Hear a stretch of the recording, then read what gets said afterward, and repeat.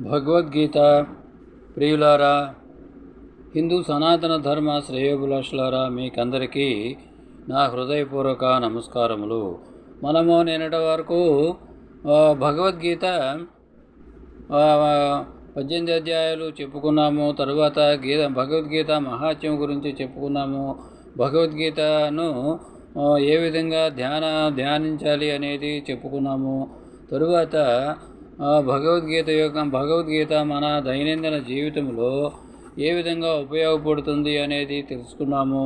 తరువాత మన కర్తవ్యం ఏమిటి? ఇంత తెలుసుకున్న తరువాత మన కర్తవ్యం ఏమిటి? మన కర్తవ్యము భోజన కార్యాన్ని మనం ఎలా ప్రతిరోజు నిర్వహిస్తూ ఉంటామో అదేవిధంగా భగవద్గీతను కూడా అధ్యయనం చేయటం అనేది మన నిత్య కార్యక్రమముగా అలవాటు చేసుకోవాలని మనము తెలుసుకున్నాము. తరువాత భగవద్గీతను ప్రచారం చేయాలి. భగవద్గీతను ప్రచారం చేయటం అనేది ఒక బాధ్యతగా ప్రతి హిందువు పెట్టుకోవాలి, బాధ్యతగా అలవాటు చేసుకోవాలి. ఎట్లా అలవాటు చేసుకోవాలి అనేది మనము ఇప్పుడు వివరంగా తెలుసుకుందాము. అయితే భగవద్గీత అంతటితో మన పని ఇవన్నీ చెప్పుకున్న తర్వాత మన పని పూర్తి అయిందని అనుకోకూడదు.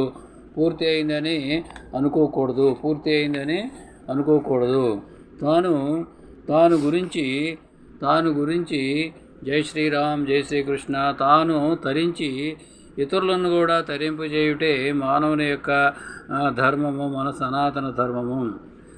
స్వయం తీర్థం పరాం స్థారయతి అనున్నట్లు తాను పొందిన పరమానందమును ఇతరులకు కూడా పంచిపెట్టవలను అనేది మన సిద్ధాంతము.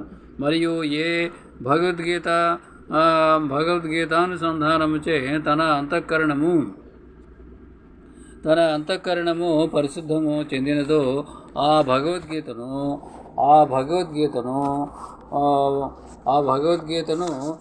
మనము ప్రచారం చేయవలను. ఆ భగవద్గీతను మనము మన యొక్క విధిగా, మన కర్తవ్యముగా ప్రచారం చేయడానికి పూనుకోవాలి. ఎందరూ ఈ సంసార కోపంలో పడి దిక్కుతోచక నానా యాతనలు అనుభవించుతున్నారు.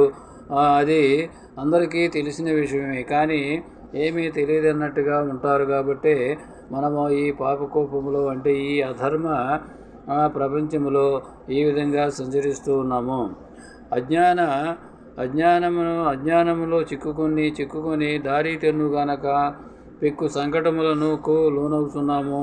వారిని అంటే మనల్ని మనము కాపాడుకోవడానికి ఎవరని వారిని కాపాడుకోవాలి?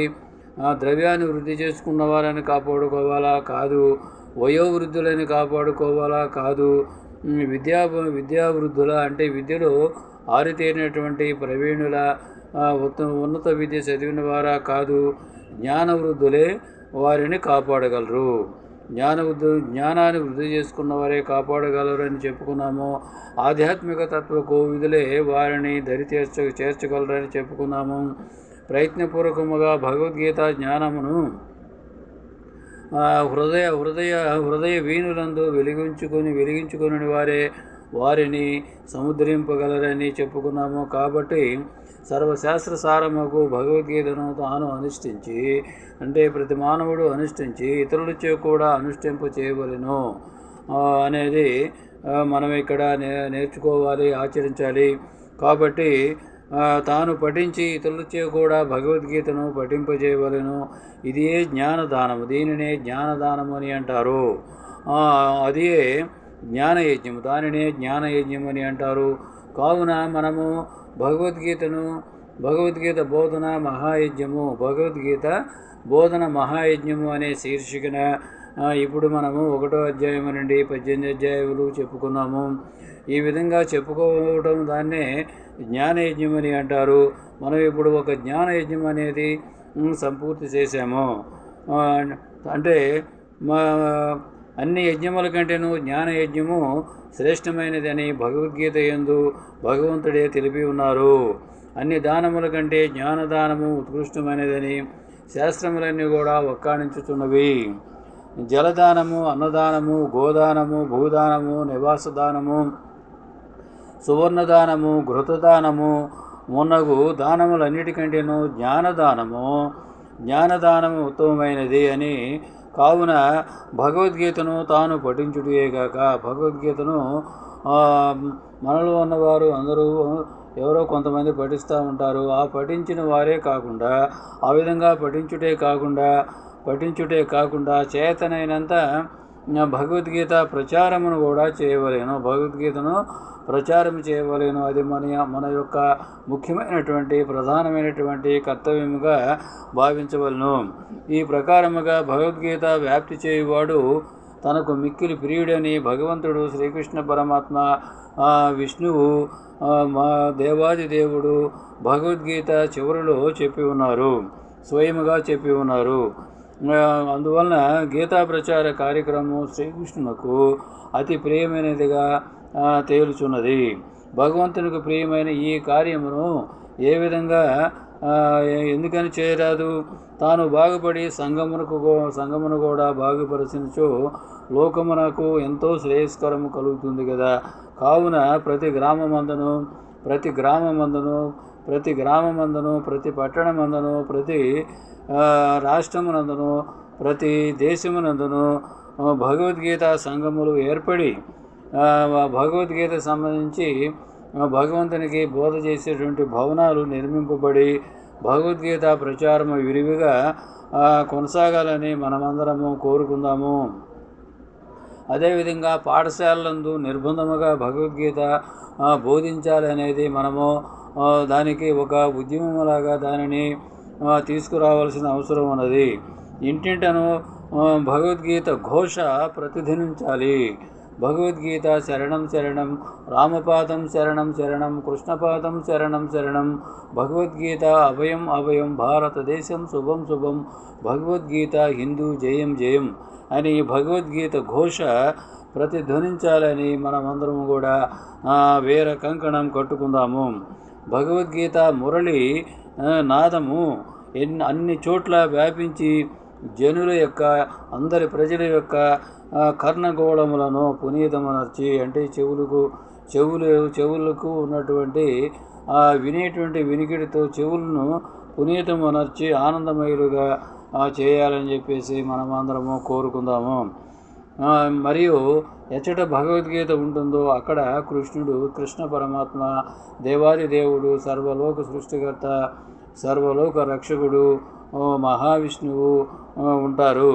ఎచ్చట కృష్ణుడుండనో అచ్చట విజయం ఉంటుంది. అక్కడ ప్రతి ఒక్కరికి విజయం అనేది కలుగుతుంది, ఐశ్వర్యం కలుగుతుంది, నీతి తాండవిస్తూ ఉంటుంది. ధర్మము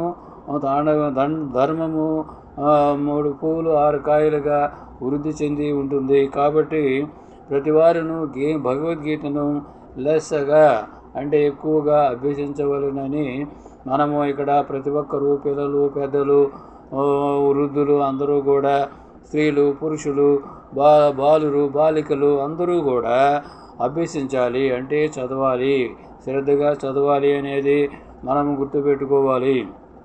మరియు ఇతరులకు కూడా బోధించాలి. భగవద్గీతలో ఉన్నటువంటి భగవంతుని యొక్క అమృత వాక్యాలను ఇతరులకు కూడా బోధించాలి.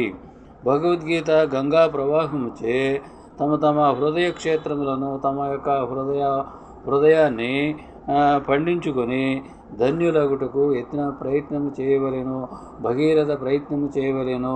సగర చక్రవర్తి మనవడు భగీరథుని యొక్క కఠోర దీక్ష ఫలితముగా ఆకాశము నుండి గంగా భూమికి తీసుకొచ్చారు. ఆ గంగ వల్లనే జీవులకు, సర్వ ప్రాణికోటికి జీవనాధారము కలిగినది. అదేవిధంగా మనము కూడా భగవద్గీత గంగా అనేటువంటి భగవద్గీత గంగను ఒక ప్రవాసములాగా బోధిస్తూ ఈ సమాజంలో, ఈ మానవుల మధ్య ప్రవహించేలాగా చేసి అందరి హృదయాలను పునీతము చేయవలసి ఉన్నది అని మనము గమనించాలి, గుర్తుపెట్టుకోవాలి. జై శ్రీరామ్, జై శ్రీకృష్ణ, జై శ్రీరామ్, జై శ్రీకృష్ణ. ఇప్పుడు చివరిగా భగవద్గీత పారాయణ శృతి ఏమిటి అనేది మనము తెలుసుకుందాము. తరువాత మంగళాశాసనము చెప్పుకొని ఇంతటితోటి భగవద్గీత యజ్ఞము విరమించుకుందాము. భగవద్గీత పారాయణ శృతి ఫలము, ఫలశ్రుతి ఏమిటి అనేది ఈ క్రింది శ్లోకం ద్వారా తెలుసుకుందాము. ఓం దుర్జనః సజ్జనో భూయాత్, సజ్జనః శాంతిమాప్నుయాత్, శాంతో ముచ్యతే బంధేభ్యః, ముక్తశ్చ న్యాన్విమోచయేత్ అనేది శ్లోకము. దీనికి అర్థము, తాత్పర్యం ఏమిటంటే, తానెవరో తెలుసుకోకుండా ఆత్మానుభవం పొందకుండా అజ్ఞానం ఎవరికీ తొలగదు. అజ్ఞానం అనేది ఎవరికీ తొలగదు. అజ్ఞానం తొలగాలంటే శ్రీమద్భగవద్గీతని ఆశ్రయించడం ఉత్తమమైనది. ఈ సద్గ్రంథ పారాయణ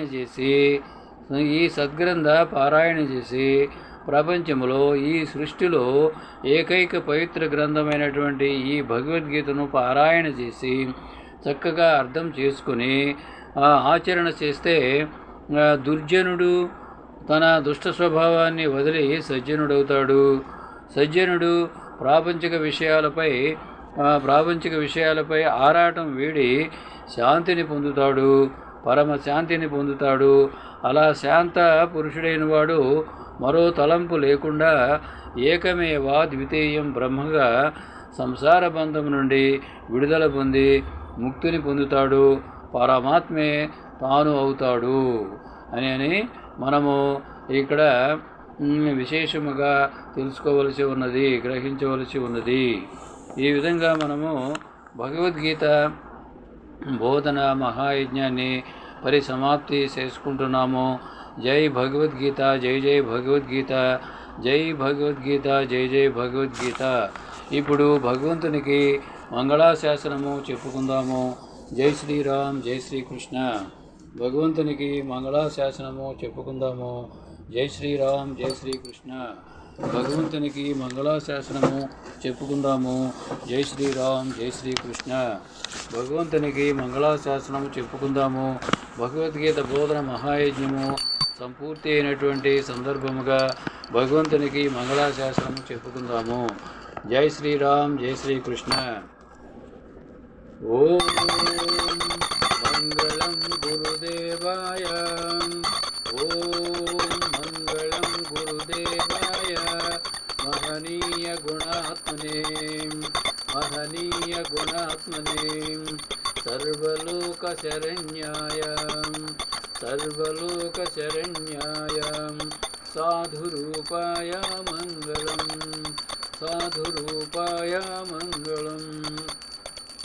ఓం మంగళం పాండురంగాయ, ఓం మంగళం పాండురంగాయ, రామకృష్ణాయ మంగళం, వైకుంఠపురవాసాయ లక్ష్మీనాథాయ మంగళం.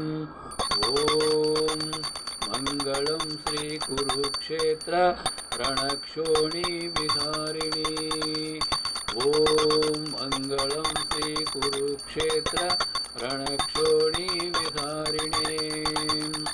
పార్థసారథి రూపాయ గీతాచార్యాయ మంగళం.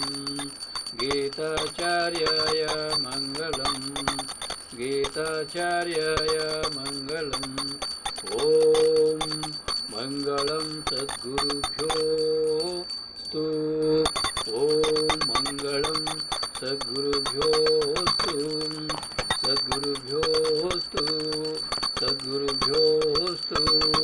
మంగళం. అస్మత్సర్వగురుభ్యోస్తు నిత్యశ్రీ నిత్య మంగళం, నిత్య మంగళం. జయ మంగళం శ్రీకృష్ణ మంగళం, జయ మంగళం శ్రీరామ మంగళం, జయ మంగళం. మంగళం జయ మంగళం రాధే కృష్ణ మంగళం జయ మంగళం. ఓం హరి ఓం హరి ఓం నమో నారాయణాయ. ఓం హరి ఓం హరి ఓం హరి ఓం నమో నారాయణాయ. జై శ్రీరామ్ జై శ్రీకృష్ణ. ఇంతటితోటి హిందూ మిత్రులారా సనాతన ధర్మ శ్రేయోభిలాషులారా, మీకందరికీ నా హృదయపూర్వక నమస్కారములు. ఇప్పుడు ఇంతటితోటి మనము భగవద్గీత బోధన మహాయజ్ఞాన్ని విరమించుకున్నాము. జై శ్రీరామ్ జై శ్రీకృష్ణ. హరే రామ రామ రామ హరే హరే, హరే కృష్ణ కృష్ణ కృష్ణ హరే హరే. శ్రీరామ జయ జయ రామ, శ్రీకృష్ణ జయ కృష్ణ జయ జయ కృష్ణ. భగవద్గీత శరణం శరణం, రామపాదం శరణం శరణం, కృష్ణపాదం శరణం శరణం. భగవద్గీత అభయం అభయం, భారతదేశం శుభం శుభం. భగవద్గీత హిందూ జయం జయం. భగవద్గీత శరణం శరణం, భగవద్గీత శరణం శరణం. ఇట్లు భగవద్గీత హిందూ మిషన్ వెంకటరామ సేవక్. భారత మాతా की जय. जय हिंद.